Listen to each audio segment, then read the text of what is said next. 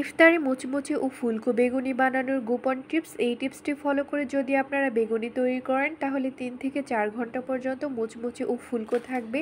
আপনারা যদি এই ভিডিওটি ফলো করে বেগুনি তৈরি করেন তাহলে আর কোনোদিন ভুল হবে না বেগুনি তৈরি করতে। প্রত্যেকটা বেগুনি হবে মুচমুচে ও ফুলকো, একদম দোকানের মতো মুচমুচে ও পারফেক্ট বেগুনি তৈরি করার জন্য আপনাদের জন্য রয়েছে অসংখ্য টিপস, তাই পুরো ভিডিওটি দেখবেন, একদমই কিন্তু স্কিপ করবেন না।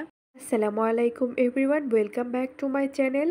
ইফতারে মুচমুচে ও ফুলকো বেগুনি তৈরি করার জন্য প্রথমে একটা বেগুন খুব ভালো করে ধুয়ে নিয়ে এরপর পাতলা সাইজ করে কেটে নিয়েছি। অবশ্যই বেগুনটাকে এভাবে করে পাতলা সাইজ করে কেটে নিতে হবে, এতে করে বেগুনটা ভেজে নিতে খুবই সহজ হবে। এরপর এই বেগুনগুলোর মধ্যে নর্মাল পানি দিয়ে দিচ্ছি, এরপর দিয়ে দিচ্ছি 1 চামচ লবণ। এখন এই লবণ পানিতে বেগুনগুলোকে 10 মিনিটের মতো খুব ভালো করে ভিজিয়ে রাখতে হবে।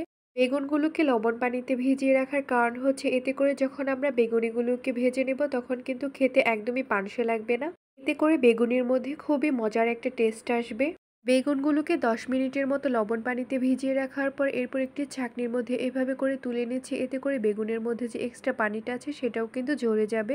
এখন এই কেটে রাখা বেগুনগুলোকে এভাবে করে রেখে দেব, এতে করে যে বেগুনের মধ্যে এক্সট্রা পানিটা আছে সেটা কিন্তু আপনা আপনি ঝরে যাবে। এরপর বেগুনি তৈরি করার জন্য বেটার তৈরি করব। বেটারটা তৈরি করার জন্য একটি বোলের মধ্যে 1 কাপ বেসন নিয়ে নিচ্ছি। এরপর 1/2 কাপ চালের গুঁড়া দিয়ে দিচ্ছি। আপনারা চালের গুঁড়ার পরিবর্তে কর্নফ্লাওয়ার ব্যবহার করতে পারবেন, তবে আপনাদের হাতের কাছে যদি কর্নফ্লাওয়ারটা না থাকে তাহলে চালের গুঁড়াও ব্যবহার করতে পারবেন। এরপর 2 টেবিল চামচ ময়দা দিয়ে দিচ্ছি, এতে করে বেগুনিটা কিন্তু অনেকটাই মচমচে হবে, তাই অবশ্যই কিন্তু ময়দাটা দিতে হবে। এরপর 1/2 চামচ রসুন বাটা, 1/2 চামচ আদা বাটা দিয়ে দিচ্ছি, 1 চামচ হলুদের গুঁড়া, 1 চামচ মরিচের গুঁড়া, 1 চামচ লবণ দিয়ে দিচ্ছি। লবণটা আপনারা আপনাদের টেস্ট অনুযায়ী ব্যবহার করবেন। এরপর একটি হ্যান্ড উইস্কের সাহায্যে শুকনো উপকরণগুলোকে খুব ভালো করে মিশিয়ে নেব। আপনাদের ঘরে যদি হ্যান্ড উইস্কটা না থাকে তাহলে কাঁটা চামচের সাহায্যে খুব ভালো করে মেশাতে পারবেন। হুইস্কের সাহায্যে খুব ভালো করে মেশানোর পর এরপর নিয়ে নিচ্ছি নর্মাল পানি। নর্মাল পানিটা অল্প অল্প করে দিয়ে হুইস্কের সাহায্যে এভাবে করে মেশাতে থাকবো। পানিটা একবারই দেওয়া যাবে না, এতে করে কিন্তু বেটারটা দলা পাকিয়ে যেতে পারে বা বেটারটা একদমই পাতলা হয়ে যেতে পারে। তাই পানিটা অল্প অল্প করে দিয়ে বেটারটা তৈরি করে নিতে হবে, এতে করে কিন্তু বেটারটা একদমই পারফেক্ট হবে। অল্প অল্প করে পানি দিয়ে বেটারটা তৈরি করে নেওয়া হয়ে গেছে। বেটারটা আমি আপনাদেরকে একটু দেখিয়ে দিচ্ছি, দেখেই বুঝতে পারছেন বেটারটা ঠিক কতটা স্মুথ হয়েছে। এরপর একটি পরিষ্কার আঙুলের সাহায্যে আমি আপনাদেরকে একটু দেখিয়ে দিচ্ছি। পরিষ্কার আঙুলটা এভাবে বেটারের মধ্যে ডুবালে যখন দেখতে পারবেন যে বেটারটা এভাবে পড়ছে, পুরো বেটারটা আঙুলের মধ্যে এইভাবে করে লেগে আছে, ঠিক তখনই বুঝতে পারবেন পারফেক্ট একটা বেটার তৈরি হয়ে গেছে। এরপর 1 চামচ বেকিং পাউডার দিয়ে দিচ্ছি, এতে করে কিন্তু বেগুনিটা খুবই মচমচে হবে, তাই অবশ্যই কিন্তু বেকিং পাউডারটা ব্যবহার করতে হবে। আপনাদের ঘরে যদি বেকিং পাউডারটা না থাকে তাহলে বেকিং সোডাটা ব্যবহার করলে হবে। এরপর একটু হুইস্কের সাহায্যে বেকিং পাউডারটাকে মিশ্রণের সাথে খুব ভালো করে মিশিয়ে নিতে হবে। 4 থেকে 5 মিনিটের মতো খুব ভালো করে ফেটিয়ে নিতে হবে কিন্তু এই বেটারটাকে 4 থেকে 5 মিনিটের মতো খুব ভালো করে ফেটিয়ে নেওয়া হয়ে গেছে। এরপর পানি ঝরিয়ে রাখা বেগুনগুলোকে এভাবে করে বেটারের মধ্যে ডুবিয়ে নেব। এরপর এই বেগুনটাকে গরম তেলের মধ্যে দিয়ে দিতে হবে। বেগুনগুলোকে ভেজে নেওয়ার জন্য চুলায় একটি কড়াই বসিয়ে দিয়েছি। কড়াইটাকে হাই হিটে খুব ভালো করে গরম করে নিয়েছি। এরপর কড়াইয়ে পরিমাণ মতো তেল দিয়ে দেওয়ার পর হাই হিটে খুব ভালো করে গরম করে নিয়েছি। বেগুনি তৈরি করার সময় অবশ্যই কিন্তু তেলটাকে হাই হিটে খুব ভালো করে গরম করে নিতে হবে। এরপর বেগুনিগুলোকে এই তেলের মধ্যে দিতে হবে। একদম গরম তেলের মধ্যে এই বেগুনিটাকে ছেড়ে দিলাম। এরপর চামচের সাহায্যে এইভাবে করে গরম তেলটাকে বেগুনির উপরের দিকটাতে দিয়ে দিতে হবে। এতে করে বেগুনির উপরের দিকটা একদম ফুলকো হয়ে যাবে। কিছুক্ষণের মধ্যে দেখতে পারবেন যে বেগুনির উপরের দিকটা এরকম ফুলকো হয়ে গেছে।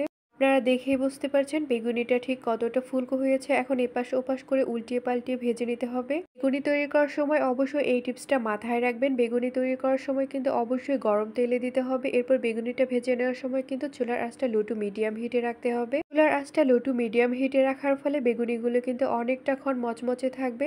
চুলার আঁচটা লো টু মিডিয়াম হিটে রেখে বেগুনিগুলোকে 3 থেকে 4 মিনিটের মতো খুব ভালো করে ভেজে নিব। এতে করে বেগুনির মধ্যে খুব সুন্দর একটা কালারও চলে আসবে।